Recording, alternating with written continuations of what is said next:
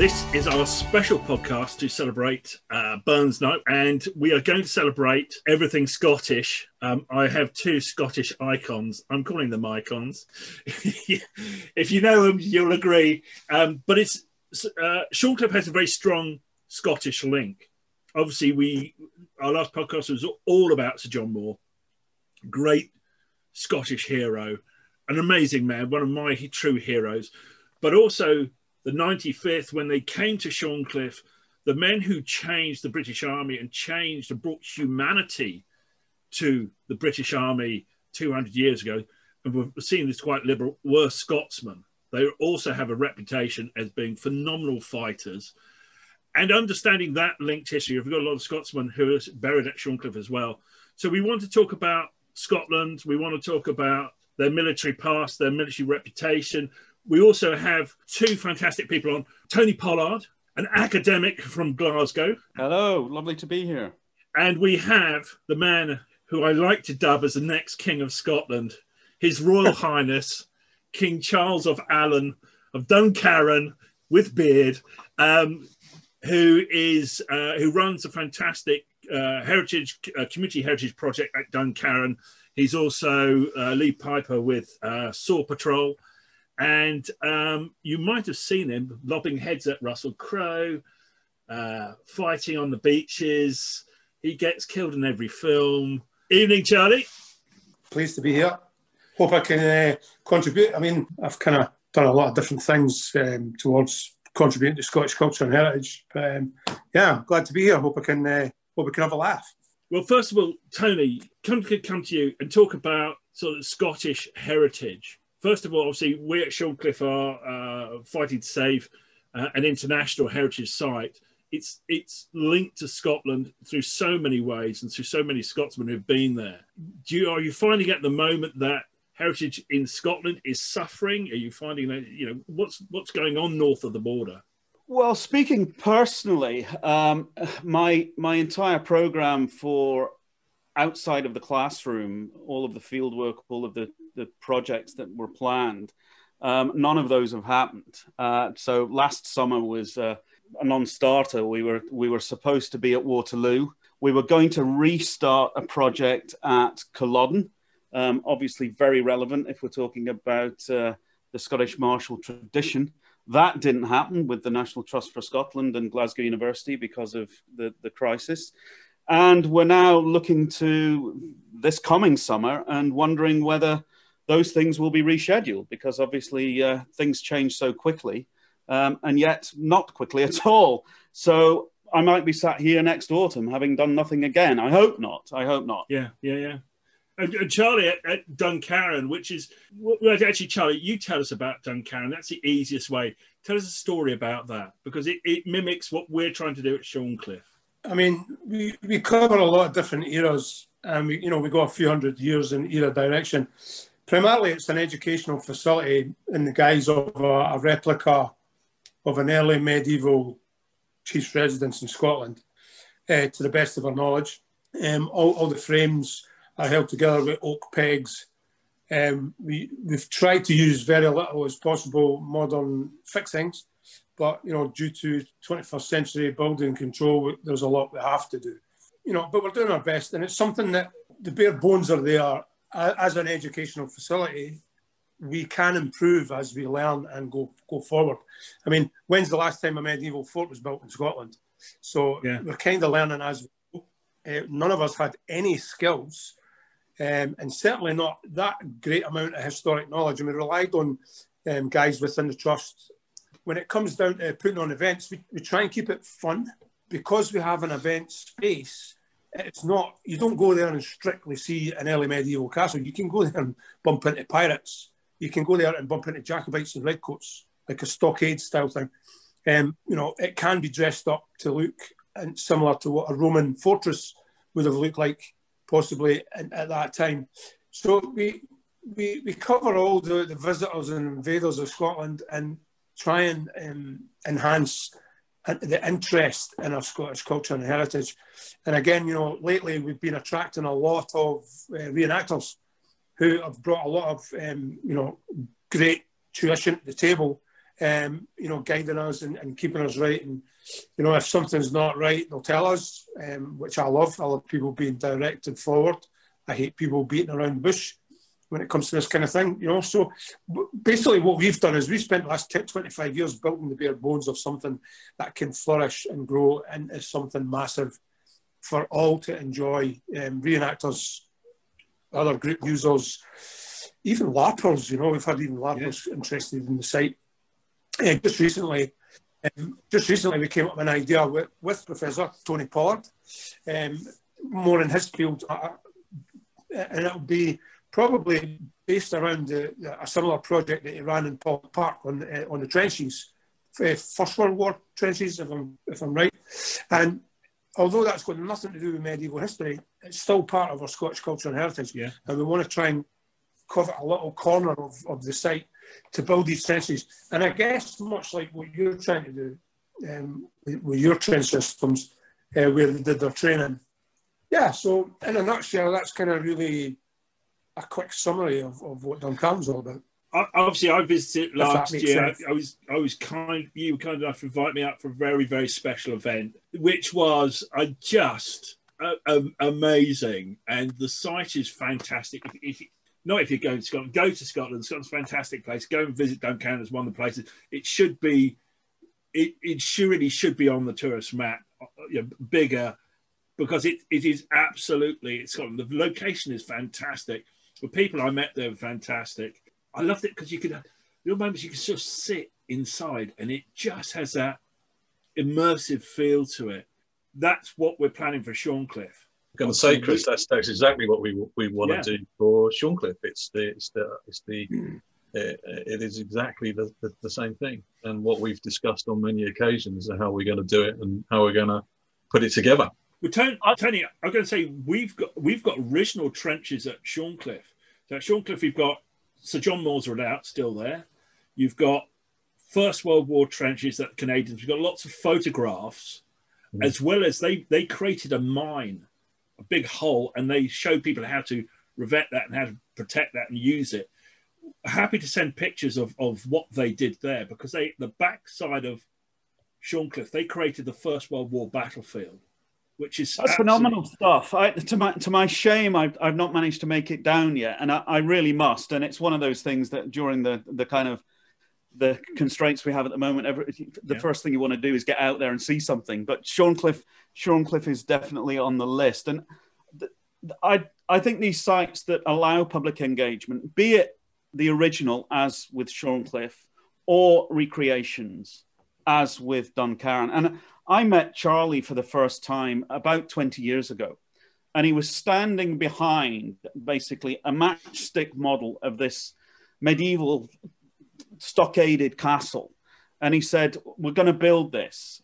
And it seemed rather insane, but he went and did it. And I'm among those who've provided support when we can, but Charlie's vision and ambition and those of his clan has been phenomenal. And as you said, this is a site which is now one of the top movie locations in Scotland. If you're looking for anything from, I think the last time I saw it, Charlie, was in that latest Robert the Bruce movie. Was that Duncarron, the stockade bit? That's right. Yeah, and he's done it. Yeah, it was. Imagine. But those trenches that we built, that was kind of our version of Duncarron, and that was myself and a colleague, Olivia Lalonde, wanted to do something for the centenary of the First World War, but we wanted it to be public facing and public engaging, and so we came up with this scheme of recreating a section of the Western Front, and it seemed again insane at the time, but Glasgow City Council gave us a fairly sizable corner of Pollock Park in Glasgow. And we, based on the evidence that we pulled out of, uncovered in excavations, archaeological excavations that we'd done over the years, plus the manuals, we built full-scale German and British trenches with one-to-one scale no man's land with shell holes in between. And for 4 years, we ran events at weekends with reenactors. We had an education officer. We had school parties there every week. And by the time we closed it last year, and we were sorry to see it go. It's now Archaeology itself. It's all been backfilled. The timber was recycled. We'd had 12,000 people through it, and it's phenomenal. And Charlie's looked at that and gone, yeah, that was a good thing. We could do that at Duncarron. So I'm delighted that there might be a child of the trench at Duncarron, because it gave people a unique insight. Our inspiration really was that the government gave money for school kids to go over to the Western Front during the centenary.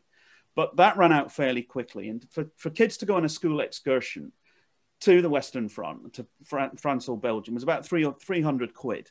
Not every school kid in Glasgow could afford that. So our mission was, if they can't afford to go and visit a trench in the Western Front, we'll build one in Glasgow and then come to that.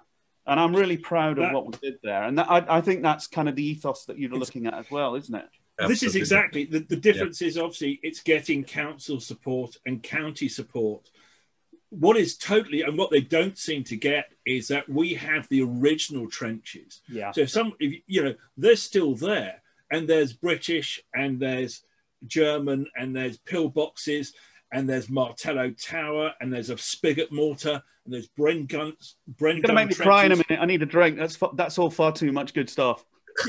So plus you've got a cemetery with 3 VCs, over 600 men in it, from around the world, and it was home to Canada. It was home to our great allies, the Germans. They've been our allies for years. Mm-hmm. We had the Swiss there, had POWs. It had heroes from Rorke's Drift, from Waterloo. Monty had his trench warfare school there in the 20s. Amazing place. But Charlie, you've managed to get a lot of support up there. How did you do it, but apart from threatening people? Tony had a fantastic project, and I think there's 3 of us on this podcast that have all got the same spirit to be able to achieve something like that.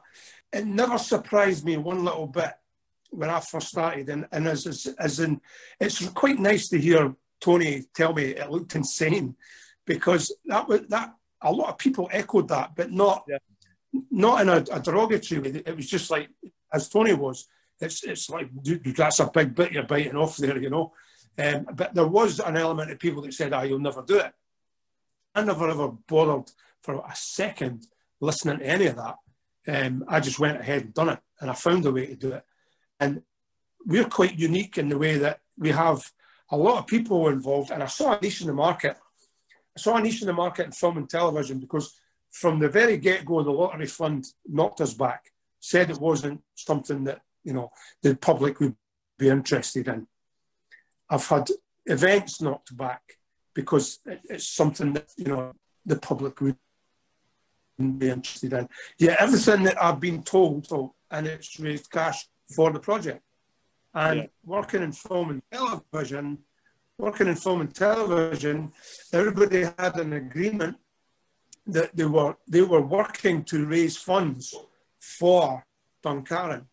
And for the last 25 years, many a man and woman have put in time at events, social gatherings, corporate entertainment, film and television work, anything where our services were required, at a gala day even, putting on weapons demonstrations and bringing out costumes. We did everything you could possibly think of at one point to get Duncarron built, because everybody contributed either all their wages, all the money we raised, they said, nope, it all goes in the pot, or they would contribute enough and keep enough to cover their expenses and their travel expenses and their food and stuff. So it's been like that for years now, and we must have raised in excess of 2 million now since we started. And you would think that by now we've proven ourselves, and that some entity, whether it be lottery or government, would see fit to fund us. We've had a lot of people up giving us lip service and basically leaving us with door knocking exercises every time. We've never actually had anybody, one person, putting their hand in their pocket and going, well done, guys, here's your reward for all the hard work you've put in for the last 25 years. Jesus. Giving up your cash that we could quite easily have all put in our own pockets, but we didn't. We all share the same. We all share the same goal. This is the thing. Steve's our our head of education.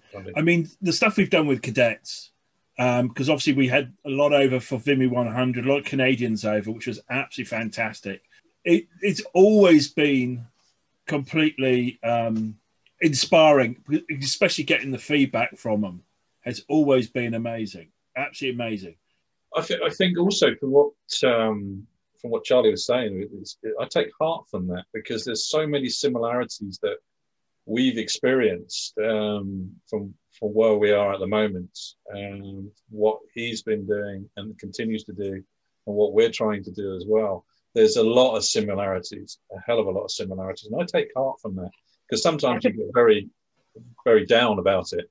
Yeah, I can see a workshop developing, and we could do it via Zoom. We could do it right here, because there are, and Charlie was talking there about his about the unwillingness of the National Lottery Fund to give money to Duncarron, but they did to us, and you know, I can't thank them enough for that. But I think Charlie's trailblazing and his crew and Duncarron really set the precedent. And it might be that people have looked at that and gone, yes, this sort of initiative does work. It does engage the public. People are interested. They will come. And so I think Charlie and team need to take credit for that, because they were out there in the wilderness when this did seem like a crazy plan. I can't stress how that came across. It was just, here's a model, lovely little model. We're going to build this. And it was kind of, well, you've already built it. No, we're going to build it. We're going to get land and we're going to build this full scale. And we're going to use it as a movie set, as an educational facility. And it's done all of those things and more. And to see it grow over the years has been phenomenal. Well, this is very much what we want to do at Shorncliffe. Obviously, we've got a natural amphitheatre. We've got an original Napoleonic redoubt, but it's a natural amphitheatre. And the precedent is that the 95th, when they were there, used to put on plays and events and music. And we want to bring them back and have an open-air theatre. Plus, you've got 40 acres of heritage land, which is just chock-a-block. Plus, you then have the International Graveyard, which is still active, where you've got, let's say, Canadians, South Africans, Chinese, American, Irish, Portuguese. That's really, really important to us, to look at it. And I've got to say, I mean, Duncarron, and Charlie knows this because obviously we've done work together, and he knows that it's a model for us. You're ahead of us. It is solving that problem. Obviously, Taylor Wimpey owned the land. It's getting the locals to believe in people. You know, but also, Chris, it's about getting the people that actually are local to realise what's on their doorstep. Yeah. And sometimes we've done events where they don't actually know what's there. It's not unusual. We had some resistance to the thing that we built in Pollock Park. There was actually, in the early days when we'd got the go ahead and it was feasible, and the National Lottery had given us money, and then the Military Covenant gave us funds as well. But there was a local group that set up a petition against it, because they were complaining that we were glorifying war and it was distasteful. And we're going, no, this is exactly not what we're doing. And that it became obviously a hole in the PR that was required to be filled there. But it didn't take long for that attitude to totally change and those voices to become voices in the wilderness. And people saw what we were doing. We weren't trying to recreate a battlefield from the First World War. We were trying to provide a place where various lessons about that experience could be learned. The last thing we did one or two things that strayed into it, but the last thing we really wanted to do were battle reenactments. That was totally unnecessary. It was about the experience of those men in that limited environment where when you look up, all you can see is a strip of sky. And if you see any more than that, chances are you're going to lose your head. Yeah, absolutely. This is it. We were very lucky that, you know, I knew nothing about First World War, and my passion is Napoleonic history. But I had a family holiday in Arras, and I met the guy who ran the Wellington Quarry in Arras, and he said something, and this is relevant to you guys, but it was a light bulb moment for us, which was, Chris, you're so lucky. He said to me, we in France and Belgium, we only have them when they're dead. You at Shorncliffe, you had them when they're alive. And that was a light bulb moment. We're not going to tell about battlefields because it was never a battlefield. We're going to talk about them training, laughing, a lot of laughter at Shorncliffe, a lot of mucking around, blokes mucking around, they all write letters about going down the beach, having ice cream, going to town, meeting local girls, young men being young men. And obviously there was hospitals down there, women down there. And so that's what we talk about them as live people and engage. That's how we engage. We're not on the battlefield of Waterloo, as you know so well, Tony, what's that like? And Charlie, you know, it's not like at Culloden where you can almost feel the ghosts around. I mean, that's really quite something. I'm just going to let Charlie about his unique fundraising. A quick snapshot, and Steve, I'm sure Steve was there. I remember I met His Royal Highness, the Charles of Allen, in a field in the Midlands when his band was playing a song called Mental Scottish Bastards. And I thought, one, it was an incredibly amazing night. I thought, secondly, was like, who the hell are these guys? And they totally rock. And that's how we sort of met and got chatting and so on. Charlie, tell us about Saw Patrol. When's the next album coming out? How are the boys? Obviously, you're not touring. I know there's a lot of fans who are going to be listening to this, but what a crazy idea for fundraising. I have no musical ability, so me and Steve are out on that one. Everything we've done has been about fundraising. I mean, you know, quickly touching back on what we were discussing, doing the film and television, that was fundraising. You know, how crazy can you be to set up a combat team, you know, that will go into film sets and give producers something that they can't get anywhere else. You know, we get people like Ridley Scott requesting our presence on film sets now, and we're a lot of years in now, you know. But the band was just supposed to be another form of raising funds for Duncarron. Initially, it was about, you know, we do the social side of it. We've got the costume, we've got the combat, but we've got no music. So I went away and bought a set of bagpipes and took them down to the set of Gladiator with me, so that, you know, I could try and learn a few tunes when I was down there. Did everybody's head in the hotel in the process of learning, and that was over 20 years ago. But, you know, it turned into, it grew arms and legs, and the music became sought after. We started writing our own music rather than doing renditions of traditional Victorian Scottish pipe music. We started writing our own. We got more and more drums. We had like 12 drums, a battery of 12 drums with 3 drummers. And later on, we introduced guitar, which was much, much later. But it took off. And that became my form of income, because I don't get paid by the trust. So I was never on a salary for the trust. It's my service has been 25 years voluntary. I should be getting land, and well, I've already got a wife, so I don't need one. But, you know, could do a couple of ponies. But, you know, it's been fun, and we've met a lot of people, and the band itself is, you know, all about promoting Duncarron, and that was the whole purpose of it. And every show we do, every song's got a bit of background to it. Every song was written from the heart. You know, every tune was written from the heart. Every show we do, we promote Duncarron to the max. Making merchandise, arts and crafts, people selling things, you know, generating funds and interest, and just people generally throwing money in our coffers to help us, because they knew that everything we did was off our own backs with no help. So, but yeah, Short Patrol, we haven't played a gig. I haven't touched the bagpipes actually very much. Shock horror. But I haven't, you know, I just haven't had it in me. Just lockdowns wiped everybody out. It wiped, as you know, as Tony was saying, we were the same. We had like a dozen or 15 festivals all lined up, and we managed to squeeze 2 out, which was probably 2 more festivals than most people. We did the Jacobites and Redcoats, and we did the Saxons and Vikings, and they were massively successful.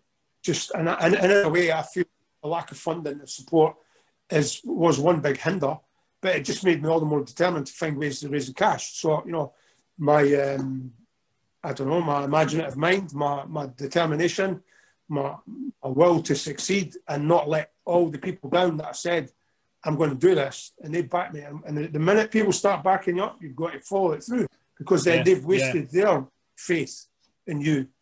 However many years it could be. I never knew it was going to take 25 years to have a grand opening.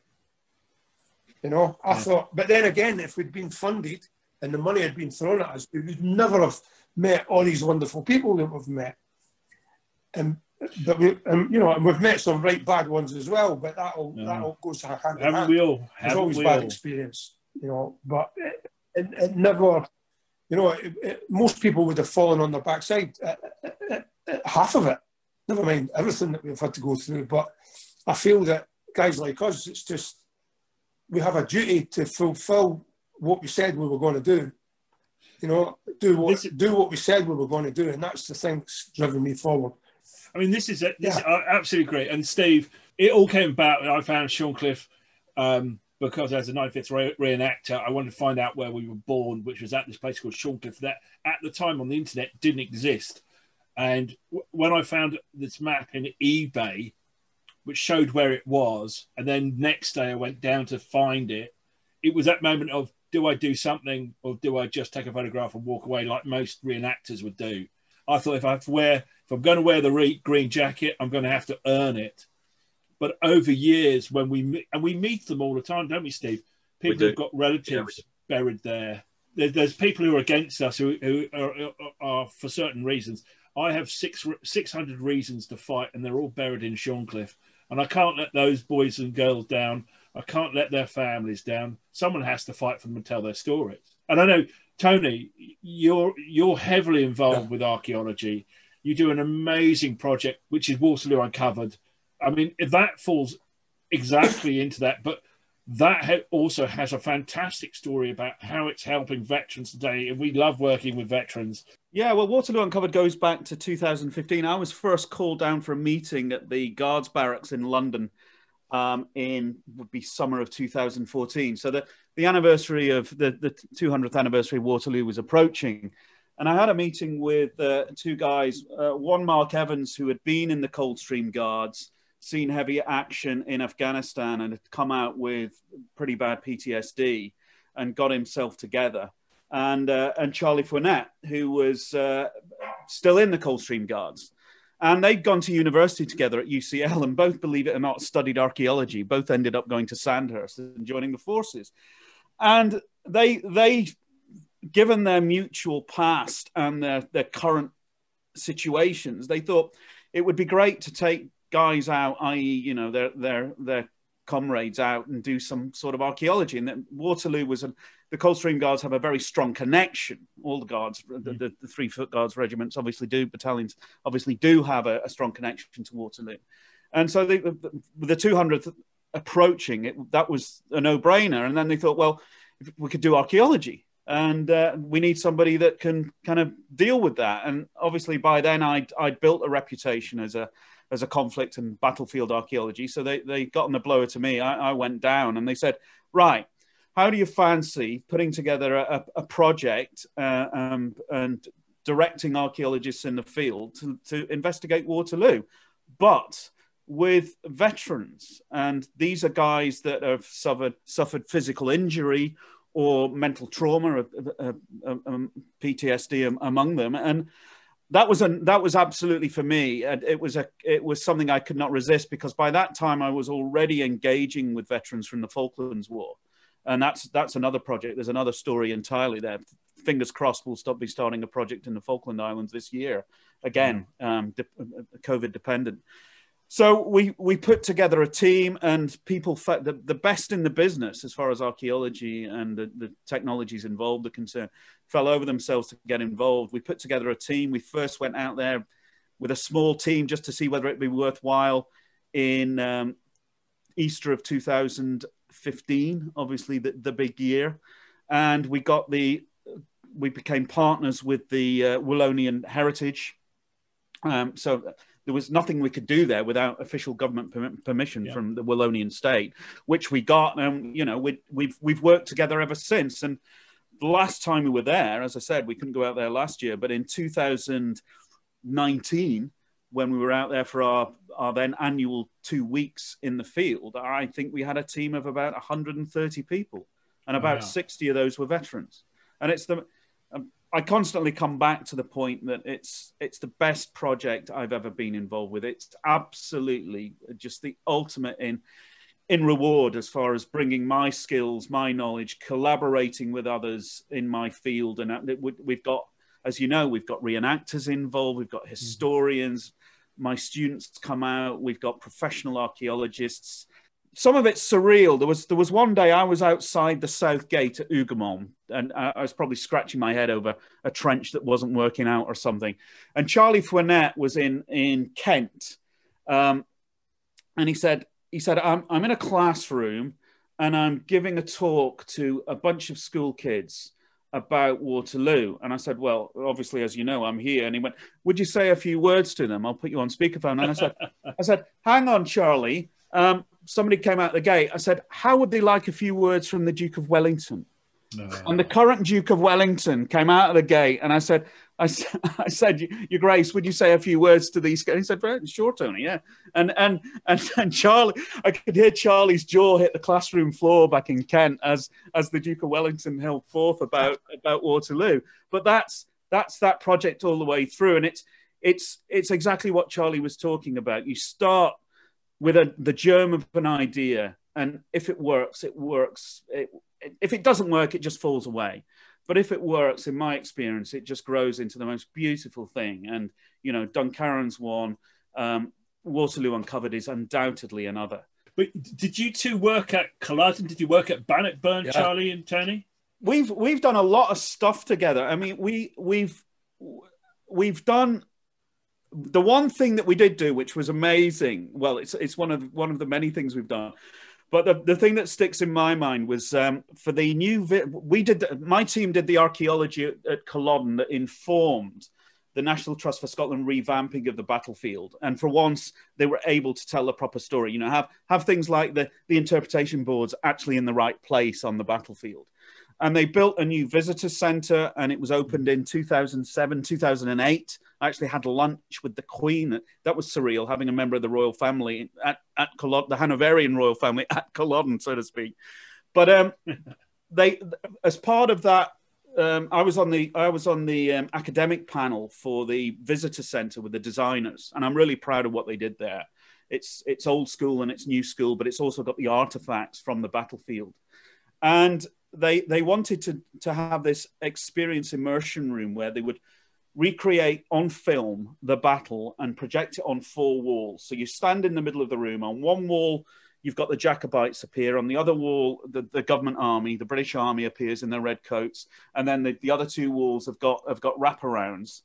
And then the Jacobites charge, and they're having cannon shot, and it's got this 3D sound. So a cannonball will fire from one wall, go over your head as a member of the audience, and hit the Jacobites on the other side. And Charlie was responsible for all of the stunt work, and we had 200 reenactors on this moor in January or February in the Scottish borders, yeah. And it was -7 at one point. Guys were going to hospital with hypothermia. I was asked by the director. He said, "Do you want to be involved in this?" And I said, "It's the only chance I'll ever get to be in a war movie." And Charlie was there, and I've got this book out that I edited, which is basically the archaeology, and it's out there, people, pen and sword, the archaeology and history and archaeology of Culloden. And the photograph on the cover is this amazing picture of the Jacobite army charging, and people go, "How did they get that?" One of the stills photographers took this picture, and it's me and Charlie side by side at the front of this Jacobite army with swords raised. It's a phenomenal image. And I just remember that so well. And we had a good time at night. But you go there now, I've seen people go into that room, stand there for the 15 minutes that this experience takes. And it ends up with, you know, the Jacobites lying dead on the ground. Me as a redcoat, I'm actually a Jacobite and a redcoat in it, on my knees, scratching my chin thoughtfully as this redcoat amongst this heap of dead Jacobites. I've seen people come out of that in tears. Yeah. It really is the most striking thing. 2008, all these years later, it still stands up. It's still as fresh as the day that place was opened. Do you know what? I think what it comes across is what I say. I've said to you, Chris, on many occasions. What Tony said and what Charlie said and what you're saying yourself is, once again, it's reiterating what damn good fun we have doing this. Yeah. There's a serious message underlying it, as we know the heritage and telling the story or the history correctly is extremely important, but we do not have a good laugh. We do. I mean, it is also incredibly rewarding. Charlie, I mean, I was so pleased having been to Duncarron, because it allowed me to see the possibilities of what we can create and what we plan to create at Shorncliffe. Yeah. And obviously, I know Tony talking about, and I know Tony's project, and I know the benefits of what we can do. And it's not just, it's a place where everything's a place that guys dress up and enjoy themselves, but it's a place for veterans to go, or children to go, or families to go and get out what they need, get from it a good space, educational, escapism. There's nothing. Yeah, you know what, guys? I'm just gonna pitch this here because it would really work. Is a collaboration between Shorncliffe, Duncarron, and Waterloo Uncovered. We brought the Waterloo Uncovered. We brought a group of them up to the trenches, and we had a weekend of events. We had lectures. We had living history, and it worked. They loved it. And as you say, bringing veterans to Shorncliffe, given the connections with Waterloo, I know the guys there would be really into this, and Duncarron as well. As soon as we get out of this thing we're in, it would be a great opportunity to bring together three really worthwhile, really, really very, very, I think, important projects. And I think that veteran cohort for us is obviously key, and can be and will be for you guys. So, you know, we can talk about how best to do these things, but I think that collaboration and network with exchanges and visits. We would love to. The other thing is, one of our members, who's our treasurer, Vince Law, his great grandfather was a 95th Rifleman. He went up the Corunna Trail with Moore. He fought at Corunna. He came back to Shorncliffe. He was in no fit state for active service, but he ended up training the 2nd and 3rd Battalion soldiers. In desperation, 1815, he went out to Waterloo and fought on the battlefield of Waterloo next to La Haye-Sainte, next to Hougoumont, and was wounded in the arm, lost his arm. And it was his wife who dragged him off the battlefield. She was there. Those connections, again... No, we do get every now and again, we get somebody either on the team or visiting who does have that direct connection, and it makes things, it just closes that bridge between the past and the present in a way that nothing else does. But that's what I think about. I've always said that archaeology is the closest thing we've got to a time machine. And when we're metal detecting and coming up with musket balls and cannon shot or whatever on the battlefield, you really do feel that physical connection. I'll tell you a story from 2019, and I think it's connected to the 95th. We were working at Mont Saint-Jean, which was the main field hospital for the Allies on the field, around 400 meters behind the main line, the top of the crest. And we were thanks to the owner who brews Waterloo beer, which was superb. I know, Mont Saint-Jean is now a brewery, and we can't wait to get back there, obviously. But we were in the orchard just outside the farm, at the rear of the farm, and Mick Crumplin reckons that at least 500 plus limbs were sawn off by the field surgeons in those very buildings. And we were doing a metal detector survey. We were doing some limited excavation, and we came across human bones. And after some painstaking, incredibly careful excavation, we uncovered, by the end of the 2019 season, we uncovered 3 amputated legs, represented by the bones of the legs.